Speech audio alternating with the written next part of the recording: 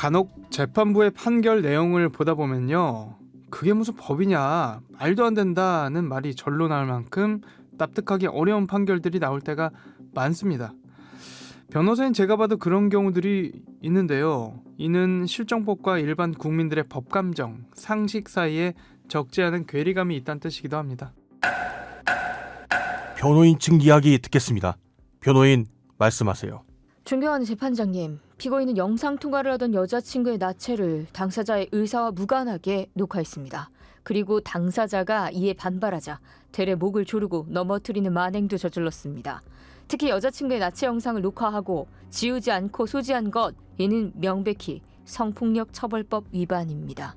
영상통화 중이던 상대방의 나체를 당사자의 동의 없이 몰래 녹화하고 저장했다면 이걸 법적으로 문제 삼을 수 있을까요?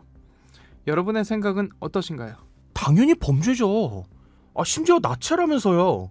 당사자의 동의가 없다면 분명 범죄라고 생각합니다. 그러게요. 당사자 동의 없으면 당연히 처벌받아야 할 것 같은데, 설마 이거 범죄 아닌 거예요? 법원의 판단은 어땠을까요? 최근 사례를 살펴보면 영상통화 도중 나체 장면을 녹화한 혐의는 사람의 신체를 직접 촬영한 게 아니라 영상을 촬영한 것이기에 범행에 해당하지 않는다 판시한 바 있습니다. 서울중앙지법은 불법 촬영 혐의를 받는 축구선수 황의조 씨에게 징역 1년에 집행유예 2년을 선고했습니다. 다만 일부 혐의는 무죄로 받는데요. 황 씨가 직접 촬영하지 않고 영상통화를 촬영한 행위는 성폭력 범죄로 인정하지 않았습니다. 불법 촬영 혐의로 재판에 넘겨졌던 축구선수 황의조 씨의 1심 재판에서도 법원은 같은 판단을 내놓은 바 있는데요. 일각에선 시대에 뒤떨어졌다, 법에서 규정한 촬영 범위를 확대할 필요가 있다는 이야기도 나옵니다. 여러분 생각은 어떠신가요? 오늘 사건 엑스파일에서는 이 문제와 더불어서요, 황의조 씨 재판은 어떻게 진행되고 있는지까지 자세히 살펴보겠습니다.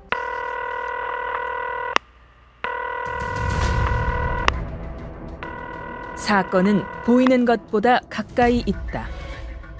이원화 변호사의 사건 엑스파일. 안녕하세요. 사건 엑스파일 이원화입니다. 오늘도 로열 법무법인 신영재 변호사와 함께합니다. 변호사님 어서 오세요. 안녕하세요. 로열 법무법인의 신영재 변호사입니다. 최근 나온 판결인데 이거 알려지고 아니 이게 맞나? 는 의견이 굉장히 많이 쏟아져 나왔던 그런 사건이었습니다. 어떤 사건이 있었는지 한번 좀 말씀을 해봐 주시죠. 네, 최근 논란이 된 사건인데요. 영상통화 도중에 여자친구가 샤워를 하고 옷을 갈아입는 모습을 남자친구가 몰래 녹화를 한 겁니다. 네. 대법원까지 간 끝에 이 남자에게 상해와 재물손괴 혐의는 인정이 됐는데 이 영상통화 녹화 부분은 무죄가 확정됐습니다. 그 이유가 바로 직접 신체를 촬영한 게 아니다라는 논리였습니다. 네, 그러면 총 3가지 혐의로 재판에 넘겨졌던 거네요. 네, 상해, 재물손괴, 성폭력 처벌법 위반 총 3개였는데요. 자세히 말씀드리자면 위 녹화 영상을 발견하고 이 화를 내는 여자친구와 싸우면서 이 여자의 네. 목을 조른 혐의에 대해서 상해, 또 이 과정에서 와인잔을 던지고 깨트린 혐의가 있다고 하는데 요거에 대해서 재물손괴가 유죄로 인정이 돼서 벌금 300만 원이 선고가 되었는데요. 네. 그런데 논란이 일었던 거는 요 마지막 성폭력 처벌법 위반, 카메라 등 이용 촬영 등의 혐의였는데요. 당연히 이거 범죄다라고 생각한 분들 아마 많으셨을 텐데 이 부분은 무죄가 나왔습니다. 그러니까요. 무엇보다 당사자 동의가 일단 없었어요. 네. 이게 불법 촬영물이 아니면 뭐냐라는 생각하시는 분들이 많으셨을 것 같은데 법원에서 처벌 대상이 아니다 이런 판단을 내렸던 거죠. 예. 어떤 이유였던 겁니까?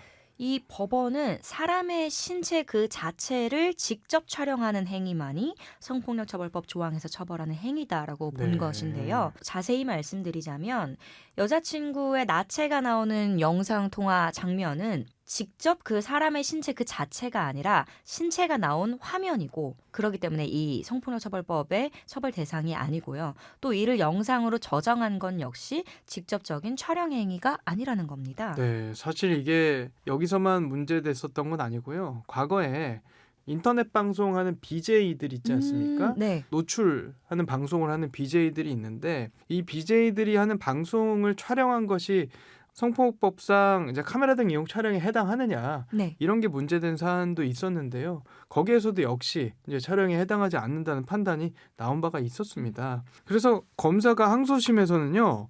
촬영 또는 반포한 영상을 소지는 되는 거 아니냐라는 네. 이제 예비적 공소 사실을 추가했다고 하던데 네. 그럼에도 불구하고 법원이 혐의를 인정을 안 했었나요? 네, 안 했습니다. 아, 여기서 일단 먼저 예비적 공소 사실로 검사가 추가를 했다는 것은 앞선 카메라 등 이용 촬영 행위가 인정되지 않을 경우를 대비해서 네. 그럼 예비적으로라도 음. 성폭법상 촬영 또는 반포한 영상을 네. 소지한 혐의로라도 판단을 해달라라는 네. 것인데요. 항소심에서는 이 부분도 마찬가지로 혐의를 인정하지 않았습니다. 네. 영상 통화를 하면서 자신의 신체를 카메라에 비춰 전송한 것은 자발적인 의사로 자신의 신체를 직접 촬영한 것으로 볼 수 있는데 이 스스로 촬영한 영상은 반포가 전제되어야만 처벌할 수 있고 이러한 반포 행위 없이 소지만 한 자에 대해서는 이 촬영물을 소지한 죄로 처벌할 수는 없다는 게 대법원의 최종 판단이었습니다. 네.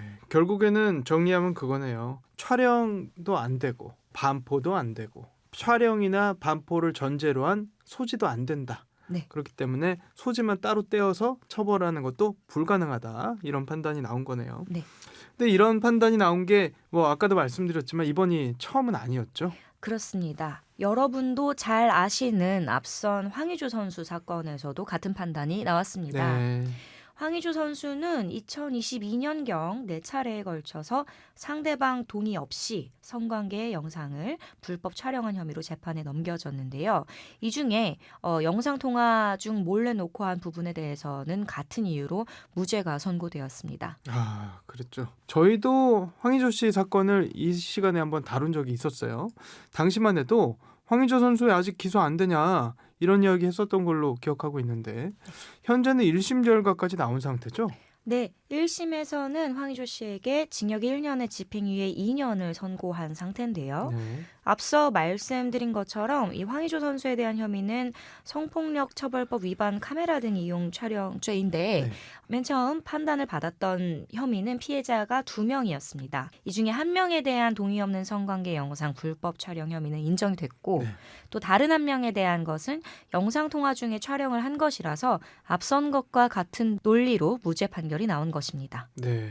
그런데 변호사님, 스마트폰으로 불법 촬영하는 피해 사례가 굉장히 늘고 있어요. 근데 이 같은 법리 해석이 지금 시대에 맞는 거냐? 뭐 이런 지적이 나오고 있거든요. 네. 변호사님 생각은 혹시 어떠신지 이런 것들을 유죄 인정을 하는 게 맞는지 아니면은 법원의 판단대로 무죄 판결을 내리는 게 맞는지 어떠신가요? 저는 이 부분이 일단 법리적으로는 그렇게 해석할 수밖에 없는 것은 맞지만 네. 현행법상으로는 근데 이 부분을 아예 처벌을 하지 않는 것은 저희가 계속 얘기를 했던 것처럼 저희 법감정에 맞는 것이 조금 의문이 있습니다. 네. 충분히 생각해 볼 만한 부분이 맞는 것 같습니다. 네. 특히 요새 청소년들을 상대로 한 성적인 영상 통화가 빈번한데 지금과 같은 법률과 해석이라면 사실상 영상 통화 녹화 및 소지 자체에 대해서는 처벌의 공백이 있는 것이거든요. 네. 그래서 뭐 법에서 규정한 촬영 범위를 좀 확대할 필요가 있다라는 이야기도 나오고 있는 것 같아요. 이 부분은 어떻게 보세요? 법 개정이 좀 필요하다 이렇게 보십니까? 네, 결국은 입법으로 해결해야 할 문제라고 생각을 합니다. 빠르게 발달하는 기술과 그에 맞춰서 변화하는 범죄의 모습들을 신속히 따라잡을 필요가 있어 보입니다. 네, 이게 촬영과 관련된 처벌 법규가 크게 두 가지가 있는데 하나가 방금 말씀하셨던 이제 성폭법 위반 카메라 등 이용 촬영죄고요. 또 하나는 아동 청소년의 성보호에 관한 법률에 규정되어 있는 성착취물 제작이라는 죄가 있습니다. 예. 근데 그 규정 형식이 조금 달라요. 카메라 등 이용 촬영죄 같은 경우에는 사람의 신체를 촬영을 해야 되는 걸로 규정이 되어 있는데 성착취물 제작에 관련된 죄는 성착취물을 제작하면 성립하게 돼 있거든요. 네. 그래서 카메라 등 이용 촬영죄도 아청법상 성착취물 제작처럼 규정 형식을 좀 바꾸면 금방 해결이 되는 문제가 아닌가 그런 생각이 들기도 합니다. 자, 이야기 나온 김에요. 앞서 황의조 씨 불법 촬영 혐의에 대한 항소심이 진행 중이다 이야기해 주셨는데 내일 재판이 잡혀 있다는 것 같더라고요. 네. 어떤 부분이 쟁점이 되고 있는 거죠? 이번 재판의 핵심 쟁점은 영상통화 부분뿐만이 아니라 양형입니다. 황의조 선수 측은 1심 선고형이 너무 무겁다면서 형에 감경을 호소하고 있고요. 반대로 검찰도 1심 선고형이 너무 가볍다고 반박하고 있습니다. 네, 피해자 측에서는 1심 재판부가 황의조 씨 양형에 유리한 정상을 고려한 대목들이 있는데 이게 말도 안 된다 문제 제기하고 있는 것 같던데요. 어떤 부분들일까요? 1심 판결문에 따르면 황의조 씨가 공탁금을 낸 점과 불법 촬영 유포에 따른 책임을 물을 수는 없는 점 등이 유리한 정상이라고 써 있는데요. 그런데 황의조 씨가 1심 선고 20일 전에 기습적으로 공탁금을 냈고 피해자는 이를 받을 의사가 없다고 여러 번 밝혔는데도 유리한 정상으로 판단이 됐다는 것입니다. 네, 특히 기습적으로 형사 공탁한 이 부분 뭐 2억 원인가 공탁했다고 하더라고요. 네. 굉장히 큰 금액이죠. 근데 피해자는 이거 수령할 생각 없다. 결국에는 이제 합의 의사는 당연히 없는 거고 추가적으로 피해 회복하는 것도 받지 않겠다라는 의사를 이제 천명한 걸로 봐야 되는데 그러니까 양형에 유리하게 반영해서는 안 된다 이런 주장을 하고 있는 거잖아요. 네. 그럼에도 1심 재판부는 이걸 양형에 유리하게 반영을 했단 말이죠. 이게 최근의 흐름과는 배치된다는 지적이 있어요. 예, 맞습니다. 최근 이 대법원 양형위원회에서도 피해자의 의사에 반하는 형사 공탁은 양형에 유리한 사유로 받아들여서는 안 된다라고 해서 양형 기준을 다시 세우고 있는데 이번 1심 판결은 이러한 논의 흐름과도 배치된다는 비판이 있습니다. 자, 그러면은 항소심에서는 이 부분이 좀 작용될 여지가 있나요? 항소심에서 이 부분 다르게 적용될 여지도 있습니다. 네. 특히 최근 양형의 흐름이나 사회적 인식을 감안을 한다면 공탁금을 감경 사유로 볼지 여부가 쟁점이 될 가능성이 큽니다. 그렇죠. 이게 사실 빠질 가능성이 저는 좀 있다고 보는데요. 네. 한번 어떤 판결이 나올지 좀 봐야겠네요. 예. 그리고 또 관심을 끌었던 게 황의조 씨가 제출했다는 항소 이유서가 공개됐습니다. 어떤 내용이 담겨 있던가요? 네, 황의조 씨가 제출한 약 93페이지 분량의 항소유서가 공개됐는데요. 여기에는 황의조 씨의 국위선양을 강조를 하면서 내년 6월에 열리는 북중미 월드컵에 국가대표로 출전하고 싶다는 내용이 적혀 있습니다. 자신이 국가대표팀의 중심이자 기둥 역할을 해야 할 상황이며 1심과 같은 형이 확정될 경우에는 사실상 국가대표로서의 삶은 종지부를 찍을 수밖에 없다는 점이 주된 호소 내용이었습니다. 야, 이게 저는 좀 개인적으로 조금 경솔한 변론이 아닌가 그런 네. 생각이 드는 게 1심에서 집행유예가 나왔다고 좀 안심한 거 아닌가. 아직 본인이 국위선양을 하겠다는 얘기를 하는 게 좀 시기상조 같은 느낌이 드는데요. 네. 어쨌든 이게 뭐 재판부 판단에 영향을 미칠 수도 있습니까? 예, 피고인의 어떤 특수한 상황이나 선고형에 따라서 앞으로의 사회생활 등의 중대한 판가름이 나는 경우는 충분히 양형으로 고려는 될 수 있습니다. 하지만 반대로 이 사건과 같이 뭐 범행의 성격이나 피해자의 피해 정도가 만약 더 무겁다라고 본다면 또 그렇게 판단되지 않을 가능성도 있습니다. 네, 그리고 이거 궁금해하시는 분들 많을 것 같은데요. 재판 결과에 따라 황의조 씨 축구 선수 생활도 달라질 수 있는 겁니까? 예, 이 부분은 축구협회 규정상으로는 실형을 선고받았을 때에는 5년간, 네. 집행유예를 받았을 때에는 2년간 국가대표로 뛸 수가 없는데요. 아, 그 외에 구단 활동은 사실 각 구단의 결정에 달려 있습니다. 네. 그리고 지난 12일에 황의조 선수의 튀르키예 구단 재계약 사실이 또 공개되었는데요. 항소심 결과나 여론, 구단의 판단에 따라서 앞으로의 활동이 결정될 것으로 보입니다. 사건 엑스파일 오늘 저희가 준비한 내용은 여기까지입니다. 끝곡으로 Can't Be Blue의 사랑이라 했던 말 속에서 들려드리면서 이 시간 마치겠습니다. 여러분은 모두 변호받아 마땅한 사람들입니다. 사건 엑스파일. 여러분 고맙습니다.